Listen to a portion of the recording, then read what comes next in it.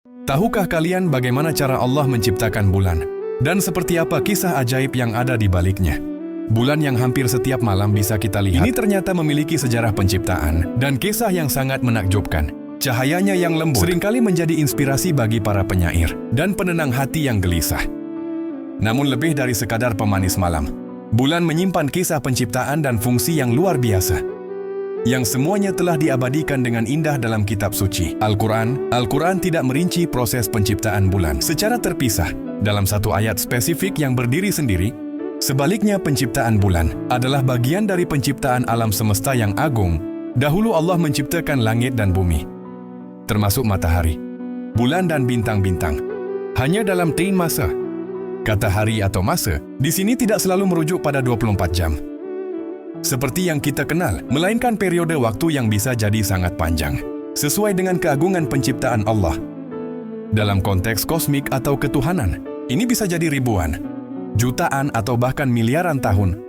Allah berfirman dalam surah Al-Anbiya ayat 33, "Dan dialah yang telah menciptakan malam dan siang, matahari dan bulan.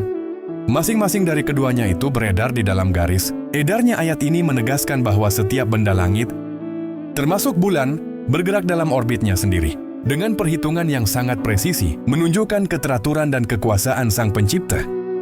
Di dalam Al-Quran bahkan ada satu surah khusus, yaitu surah Al-Qamar yang berarti bulan. Surah Makkiyah ini memiliki fakta yang sangat menakjubkan pada ayat-ayat pembukanya, di mana ayat 1 dan 2 berbicara tentang salah satu mukjizat terbesar Nabi Muhammad, yaitu peristiwa terbelahnya bulan. Allah Subhanahu wa Ta'ala berfirman, "Telah dekat hari kiamat dan telah terbelah bulan. Dan jika mereka orang-orang musyrik melihat suatu tanda mukjizat, mereka berpaling dan berkata, 'Ini adalah sihir yang terus-menerus.'"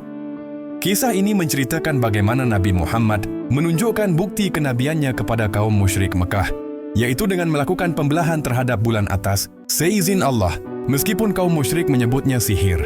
Bagi umat Islam, ini adalah bukti nyata kekuasaan Allah yang diabadikan dalam Al-Quran. Surah ini juga mengisahkan tentang kaum-kaum terdahulu yang mendustakan Rasul mereka, agar manusia mengambil pelajaran atau iktibar dari kisah-kisah tersebut.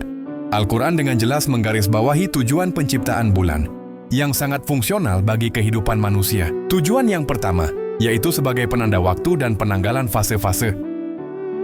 Bulan berfungsi sebagai kalender alami. Ini sangat vital dalam menentukan bulan-bulan penting dalam Islam, seperti awal dan akhir bulan suci Ramadan, musim haji dan hari raya. Tujuan yang kedua, yaitu sebagai tanda kekuasaan Allah. Keberadaan dan keteraturan gerak bulan adalah salah satu tanda kebesaran Allah bagi orang-orang yang mau berpikir dan merenung, yang mengingatkan kita pada siklus kehidupan, pertumbuhan, dan kekuasaan mutlak Sang Pencipta atas alam semesta. Tujuan yang ketiga, yaitu sebagai penerang malam. Cahaya pantulan bulan memberikan ketenangan dan kemudahan bagi manusia di malam hari. Jadi bulan adalah salah satu karya agung Allah Subhanahu wa Ta'ala yang penuh makna. Maha suci Allah atas segala penciptaannya. Allahumma salli ala Sayyidina Muhammad.